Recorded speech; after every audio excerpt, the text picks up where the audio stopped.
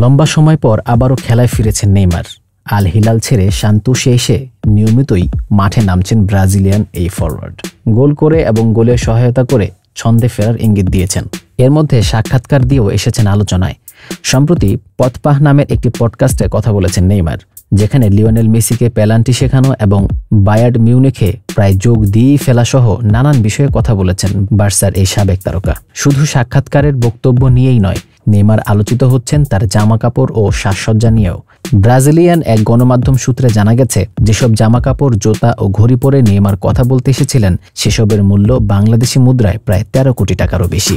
এই সাক্ষাৎকারে নেইমার পরে এসেছিলেন লুই ভিতর স্নিকার্স, যার দাম প্রায় 2,50,000 টাকা। নেইমারের পরনে থাকা বালেনসিয়াগা ব্র্যান্ডের টি শার্টের দাম প্রায় 1,50,000 টাকা।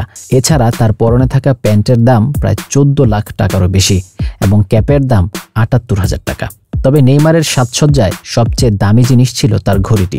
রিচার্ড মিলের যে ঘড়ি পরে নেইমার সাক্ষাৎকার দিতে এসেছিলেন তার মূল্য বাংলাদেশি টাকায় প্রায় 13 কোটি টাকা।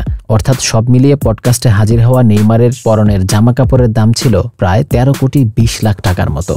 এই সাক্ষাৎকারে নেইমার জানিয়েছেন, 2013 সালে পেপ গার্দিওলার কারণে তিনি বায়ার্ন মিউনিখে প্রায় যোগ দিয়েই ফেলেছিলেন। সেই সময়ের ঘটনা নিয়ে ব্রাজিল জাতীয় দলের হয়ে সবচেয়ে বেশি গোল করা এই ফুটবলার বলেছেন, গার্দিওলার কারণে আমি বায়ার্নে প্রায় চলেই গিয়েছিলাম। সে সময় আমি সুইজারল্যান্ডে গিয়েছিলাম পুস্কাস পুরস্কার নিতে এবং আমি তখন নিজের ঘরেই ছিলাম। রাত 2টায় আমার বাবা আমাকে ডাকেন। আমার বাবা গার্দিওলা এবং ধুবাসি সেখানে একসঙ্গে উপস্থিত হন।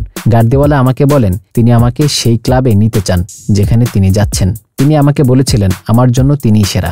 গার্দিওলা তাকে কেনার জন্য কতটা মরিয়া ছিলেন সেটার ব্যাখ্যা নেইমার নিজেই দিয়েছেন। তিনি তার ল্যাপটপ নিয়ে আসেন এবং আমাকে কিছু বলেন। তিনি বলেন, যদি আমি প্রতি মৌসুমে 60 গোল না করি তবে দল বদলে ফেলবেন। আমি তাকে জিজ্ঞেস করি তিনি কোন ক্লাবে যাচ্ছেন। তিনি জানান তিনি সেই নাম বলতে পারবেন না। আমি তাকে অনুরোধ করি। তিনি আমাকে বায়ার্নের কথা বলেন। তিনি জানান শহরটি বেশ ঠান্ডা, মাদ্রিদ ও বার্সেলোনার মতো না, কিন্তু তিনি প্রতিজ্ঞা করেন যে আমার সবকিছুর যথাযথভাবে তিনি যত্ন নেবেন এবং আমাকে সেরা হিসেবে গড়ে তুলবেন। আমি অবশ্য আগে বার্সেলোনায় থেকে যাওয়ার সিদ্ধান্ত নেই, কিন্তু এরপরেও বায়ার্নের কথা ভেবেছিলাম।